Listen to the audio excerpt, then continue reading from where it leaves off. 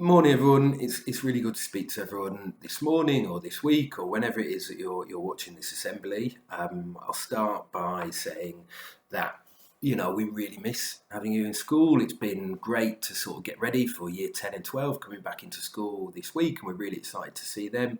But obviously, we feel very sad that we don't have all of Key Stage 3 coming back to school, and we very much look forward to the time when we can welcome all of Key Stage 3 back into school, and we're really excited about that already.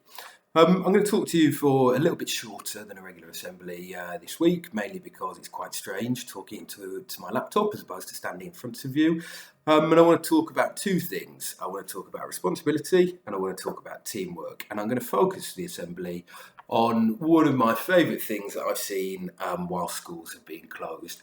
And like many of you, and judging from the children that I've spoken to in school, you've spent some time watching things on Netflix. So have I.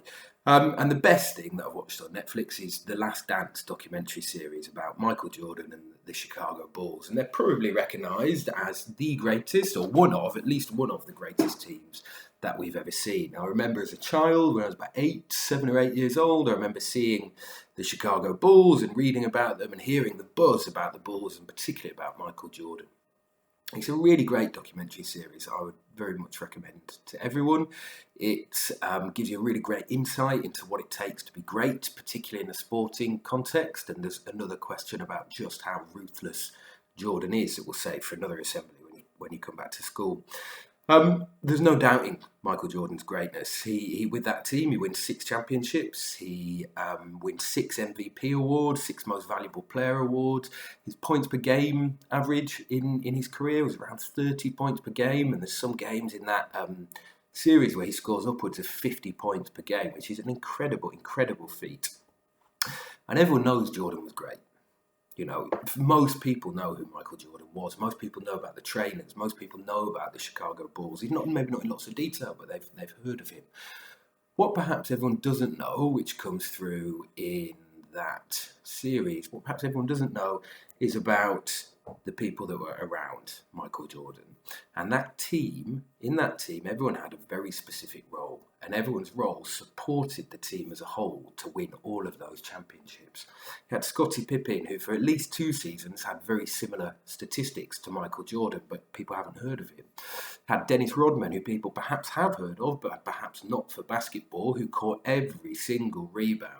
Had Steve Kerr, who got better and better through his years at the Bulls. Horace Grant, who was an incredible player for the time that he was there. Phil Jackson, the coach, who Jordan really acknowledges actually just how great a coach Phil Jackson was and how he pulled the whole team together and brought them with him with his vision for the team. Jerry Krause, who's the team manager, who you don't have that role necessarily in English sports. And Jordan hates him, but he kept playing for him for nearly his whole career. So he must have been doing something right to pull them together. And I think the key thing that really struck me through that series is that greatness is not the work of one person. Great moments take the work of many people. And in order to achieve greatness as a team, everyone has to take responsibility, not only for their role, but for supporting everyone else as well. And you may be sitting there watching this and thinking, well, why? What's this got to do with me? I don't like basketball. I don't play basketball. I'm not a fan. And to be really, really honest with you, we will need to work together when we come back to school in September. We've got a great opportunity when we come back to school, a great opportunity to go back to greatness, a great opportunity to create something great again as a team. But if we are going to do it, we will have to take responsibility for what our role is. You will have to take responsibility for your part in the big picture. I will have to take responsibility for my part in the big picture. All of your teachers will have to take responsibility for their part. But the most important part of that team will be you, and it will be the pupils, and it will be you taking responsibility for yourselves and for one another. You will need to support each other when you come back to school. You will need to be kind to each other when you come back to school. You will need to be kind to yourself, and you will need to make sure that we're all pulling in the same direction for greatness. And I'll finish with this and I'll say it again. Coming back to school, when we do come back to school, will be a great opportunity for us to start afresh for us to say, this is what I want to be, this is what I want to do, this is where I want to go, this is how we're pulling the school together. We're all at the school really excited about when you do come back to school, and we are really, really looking forward to seeing you here at Art John Keats. If you haven't watched it and you do want to watch it, I recommend watching that series, and I really look forward to seeing you when we're back in school and talking to you at break or lunch about it.